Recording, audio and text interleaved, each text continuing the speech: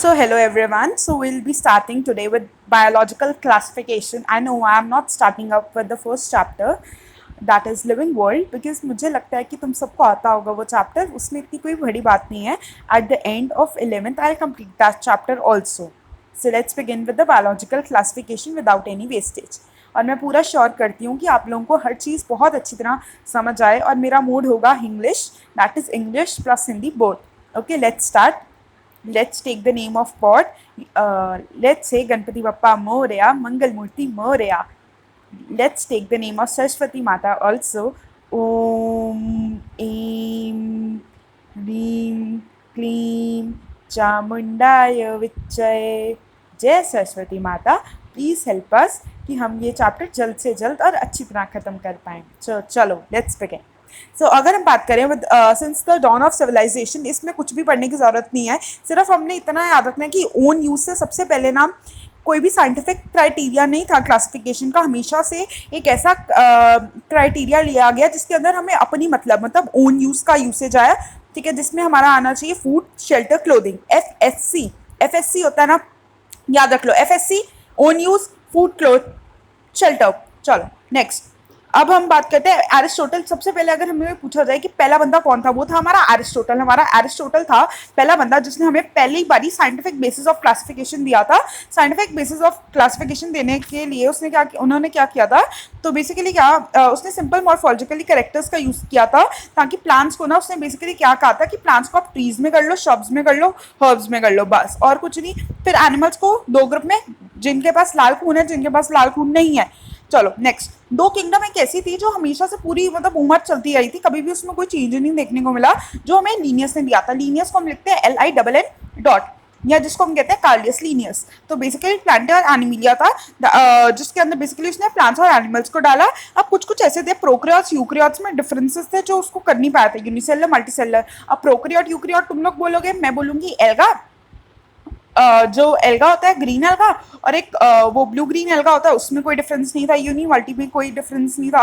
Unicellular वही उसकी example आ गई. फोटोसिंथेसिस, फोटोसिंथेटिक होता है, नॉन फोटोसिंथेटिक, जैसे कि फंजाई हो गया और प्लांट्स हो गया. एक के पास सेल वॉल थी, एक के पास नहीं थी. ऐसा नहीं था, दोनों के पास थी सेल वॉल, बट डिफरेंस क्या था, दोनों में सेल वॉल तो थी बट उनका अंदर से केमिकल कॉम्पोजिशन ही डिफरेंट था. दूसरी बड़ी बात कि वो खुद प्रिपेयर करते थे अपना फूड, और वो वाले फंजाई अपना खुद खाना नहीं कर पाते थे प्रिपेयर.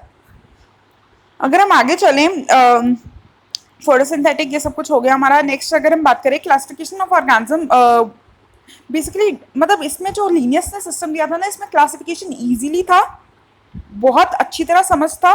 बट ये फेल क्यों कर गया था, ये बिल्कुल ध्यान से याद करना है. फेल क्यों किया था, क्योंकि इतने ज़्यादा large number of organisms did not fall into either category. Hence, जब भी वर्ड हेंस आ जाए, देयरफॉर आ जाए, उसको हमेशा अंडरलाइन कर लो, क्योंकि असर्शन रीजन इससे ही बनते हैं. तो ये हमारा हो गया, इतना पॉइंट समझ आ गया.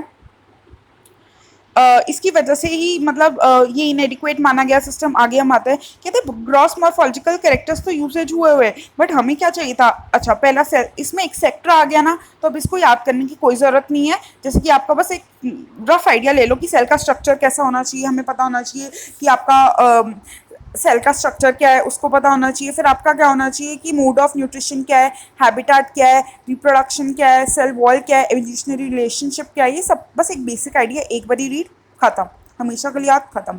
क्लासिफिकेशन सिस्टम फॉर लिविंग, मतलब हमेशा से ना क्लासिफिकेशन सिस्टम्स में ना हमेशा से चेंजेस आए, बट जो प्लांटे और एनिमिलिया व किंगडम था ना, जो जिसको किसने बनाया था, जल्दी मेरे को बताओ. लीनियस ने बताया था. तो वो बेटा हमेशा कांस्टेंट रहा, उसमें कभी भी कोई भी चेंज आया ही नहीं.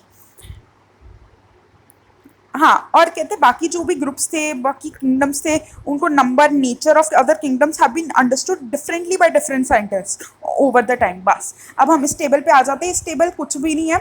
इस टेबल में हम सब याद रखेंगे. एक आपको पहले पता क्या होना चाहिए, आपको क्या लगता है, एक प्रोकैरियोट होना चाहिए, एक यूकैरियोट होना चाहिए. ये तो बेसिक चीज़ होती है, सबको पता होना चाहिए. तो हमारा पहला पॉइंट ऑफ डिफरेंस तो यही आ गया, प्रोकैरियोट है कि तू यूकैरियोट है. दूसरा आ गया मतलब तुम्हारा सेल वॉल किस तरह का है, ये हो गया. फिर तीसरी पॉइंट है आपका मेम्ब्रेन कैसा है. चौथा है अगर मैंने बोला प्रोक्रियोट हो गया, यूक्रियोट हो गया, अब यूनिसेलर मल्टीसेलर में होना चाहिए, चौथा ही हो गया। फिर आप खाते क्या हो, बस इसके 4 बना दिया ना, 5 करके पूछना है आप खाते क्या हो, बस इतना याद रख लिया ना, then everything would be done. तो अब सेल टाइप हो गया, एक हो गया प्रोक्रियोट, एक होता है, ये आप सब पढ़ लेना, इसमें कुछ भी नहीं है एज सच। हाँ, इतना जरूर याद रखना, यहाँ पे सेल वॉल वाले पॉइंट पे जाओ, वहां पे लिखा होगा नॉन सेलोस्टिक होता है, पॉलीसैकेराइड होता है, प्लस अमाइनो एसिड होता है, ठीक है। अब फंजाई पे आओ, present with chitin, plus add करके यहाँ पे लिख दो पॉलीसैकेराइड।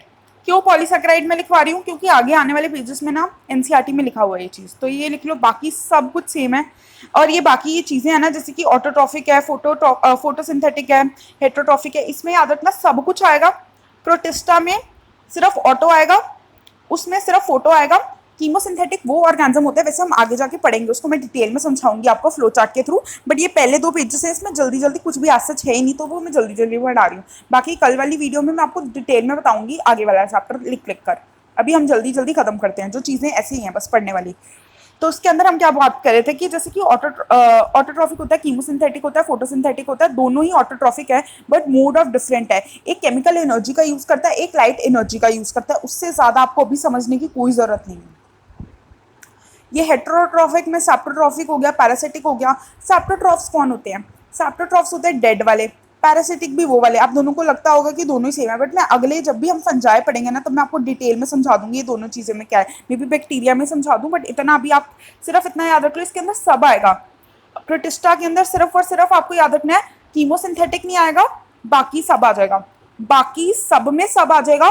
प्लांटे में सिर्फ ऑटोट्रॉफिक में सब आएगा, कीमोसिंथेटिक सिर्फ और सिर्फ बैक्टीरिया होते हैं, बैक्टीरिया में मतलब मोनेरा। अब आप बोलोगे सिर्फ बैक्टीरिया होते हैं, हाँ, मोल कंसेप्ट तो मतलब मेजर कंसेप्ट तो बैक्टीरिया है, बट और भी चीजें होती है, जैसे बैक्टीरिया के डिफरेंट डिफरेंट नाम होते हैं। जैसे कि आपके एक आपको बैक्टीरिया याद रखना है, यू बैक्टीरिया, एक आर्के बैक्टीरिया होता है, ब्लू ग्रीन एल्गा होता है, ये सब कुछ है, ये आप करोगे, ठीक है। आगे हम आए तो अब अगर हम बात करें, सबसे पहली बात, अगर हमें 5 किंगडम क्लासिफिकेशन सिस्टम किसने दिया था, वो हमें दिया था हमारे RHP टेकर ने 1969 में, ठीक है। जिसमें मोनेरा आया, प्रोटिस्टा आया, आप मेरे साथ बोलेंगे Monera, protista, fungi, Plantae, Animalia, ठीक है। अब इसमें क्राइटेरियाज क्या थे, सबसे पहले आपको याद रखना है सेल का स्ट्रक्चर। ऊपर पढ़ा हमने सेल का स्ट्रक्चर, बिल्कुल पढ़ा, प्रोक्रियोट है, यूक्रियोट है। फिर हमने पढ़ा कि यूनिसेलुलर कि मल्टीसेलुलर, कौन सा पॉइंट था हमारा, चौथा पॉइंट था, बट अभी आपको ये दूसरा याद रखना है। फिर हमारा 5th पॉइंट क्या था, खाओ खाओ खाओ, मोड ऑफ न्यूट्रिशन। ये 3 पॉइंट साइड कर लो। अब याद रख लो रिप्रोडक्शन और फाइलोजेनेटिक रिलेशनशिप। रिप बोलते हैं ना, हाय यार, रेस्ट इन पीस भाई, RHP टेकर जी तो मर गए अभी, तो उसको हम रेस्ट इन पीस से याद रख लेंगे। R से हमारा क्या होगा, रिप्रोडक्शन, पी से क्या होगा, फाइलोजेनेटिक रिलेशनशिप। ये सब कुछ समझ आ गया। इससे हमें ना 5 किंगडम क्लासिफिकेशन सिस्टम था, बेस था 2 डोमेन्स पे, 2 डोमेन्स, एक तो आपको याद रखना है मोनेरन्स, एक साइड याद रखना है बाकी सारे किंगडम्स। अब वो बोलते हैं कि 3 डोमेन सिस्टम आ गया, जिसको किसने दिया था, एक वूज नाम का साइंटिस्ट है, कार्ल वूज, वो आए थे। बट ये आपको याद रखने की फालतू बातों की कोई जरूरत नहीं, क्योंकि आजकल नीट के पेपर में सब कुछ फालतू नहीं पूछा जाता। तो आजकल 3 डोमेन्स आ गया, जिसके अंदर 6 किंगडम क्लासिफिकेशन है।